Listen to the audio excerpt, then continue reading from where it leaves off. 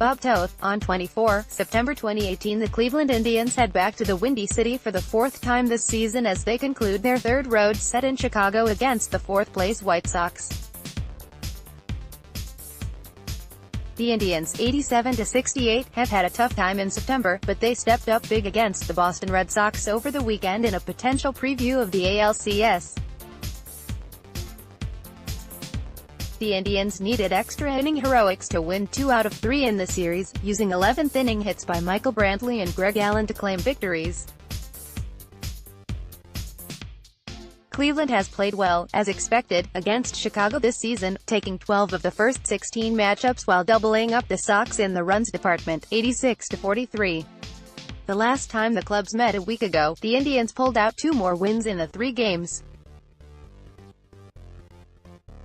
The White Sox, 61-94, have ended the season on a positive note overall with some better play in the month of September while getting a good look at some of the kids in the organization, even though top prospect Eloy Jimenez was not among the late-season additions to the roster.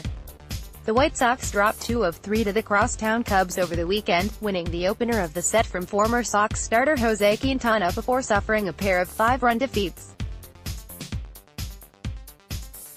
Kluber, Ron Schwain, Getty Images pitching probables and notes Monday, September 24, 8:10 p.m. Eastern Time, RHP Corey Kluber, 19-7, 2.93 ERA vs. RHP Dylan Covey, 5-13, 5.33. Kluber hit a new career high with his 19th win of the season last Tuesday in his start against the same White Sox. He has a chance to become the first Indians pitcher to reach the 20-win plateau since Cliff Lee in 2008, if he can knock off the Sox again on Monday. His last time out, he held the White Sox to 3 runs in 8 innings of work while striking out 11 in a victory. He enters the game leading the American League with a 1.4 walk, 9 rate. Covey will make his 6th start of the year against the Indians in the opener on Monday. He faced the Indians on the 19th in his best outing against them this season, giving up 2 hits and 3 walks while striking out 5 in 6 scoreless innings in a no decision. It was just the second start back in the rotation for the 27-year-old. He has been significantly better at home than on the road in his career, posting a 37 record with a 4.80 ERA in 21 home contests and a 2-13 mark with a 7.55 ERA in 22 games on the road. Tuesday, September 25, 8:10 p.m. Eastern Time, RHP Trevor Bauer, 12-6, 2.21 vs. RHP James Shields, 7-16, 4.48. Bauer will split his start with Carlos Carrasco so that both pitchers can get in work. Bauer was activated from the 10-day disabled list on Friday and got the starting nod against the Red Sox, working an inning and 1/3 before turning the game over to Tyler Olson. He followed up his work with some time in the bullpen throwing to get to his desired pitch count. Carrasco will likely take over with a fresh inning when he enters and is not expected to be limited by his own pitch count. The 36-year-old veteran Shields made a quality start in his outing last week against the Indians, but came away with a no decision. He lasted 6 innings, allowing 2 runs on 2 solo homers on 5 hits with 3 walks, 1 hit batter, and 1 strikeout. In 23 career outings against the Indians, he is 5-8 with a 3.76 ERA and a 1.25 WHIP. Wednesday, September 26, 8:10 p.m. Eastern Time, TBD vs. TBD. Neither team had announced a starter for Wednesday night's finale from Guaranteed Rate Field at the time of this story. It was expected to be Josh Tomlin's turn for the Indians, but he pitched in relief on Sunday night, just days after starting against the White Sox on Thursday.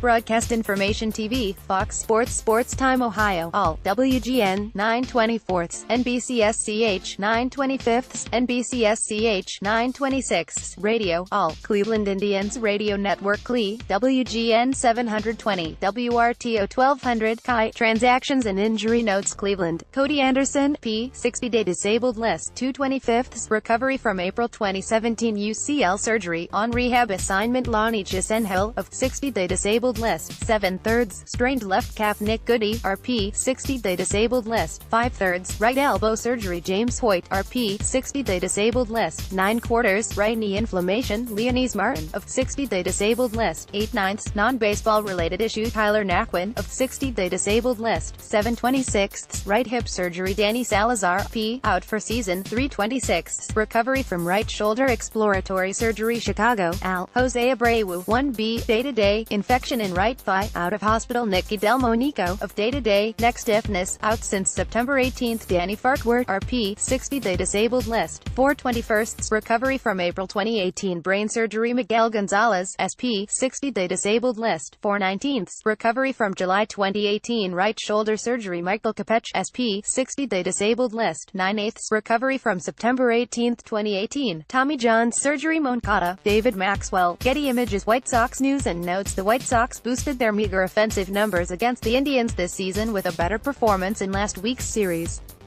On the year, they have hit just .194 with a .254 on-base percentage and a .337 slugging mark with 19 doubles, 4 triples, 16 homers, and 43 RBI.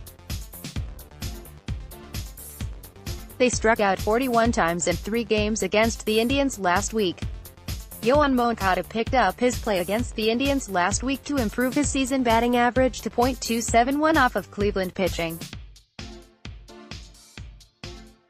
While he leads the squad with 16 hits against the Indians, he has also struck out 28 times in his 63 plate appearances against them. Over the last month, he is hitting .289 with 6 doubles, 1 triple, 1 homer, and 11 RBI. Avisail Garcia has just 1 hit in 21 at-bats, .048, against the Indians this season. He has reached base 3 times via walk. In the last month, he has driven in 15 runs in a 20-game span. Daniel Palka struck out 4 times in last week's series against Cleveland and has now struck out 24 times in 63 trips to the plate against the Indians this year. He remains the team's leader in homers this season, with a team-high 4 coming off of the Indians. Try by the numbers. The Indians have had their difficulties on the road this season, hitting 23 points lower away from Progressive Field with 7 games remaining. The Tribe finished the home slate with a .268, .344, .446 with 107 homers on the year. The Indians as a team have hit just .248 in the month of September, currently their 3rd worst month of the campaign. With 7 games on the slate, they are just 16 walks short of equaling their season high in walks in a month. Brantley has hit .339 against the White Sox this season in 15 games. He has 2 doubles, 4 homers, and 6 RBI in those ball games and leads the club with 14 runs scored against Chicago this year.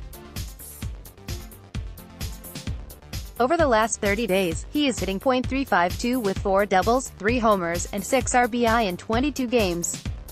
Gomes, J. Miller, Getty Images. Jason Kipnis has hit well against the familiar black and white clad Sox this season, boasting a .304 mark in 14 games.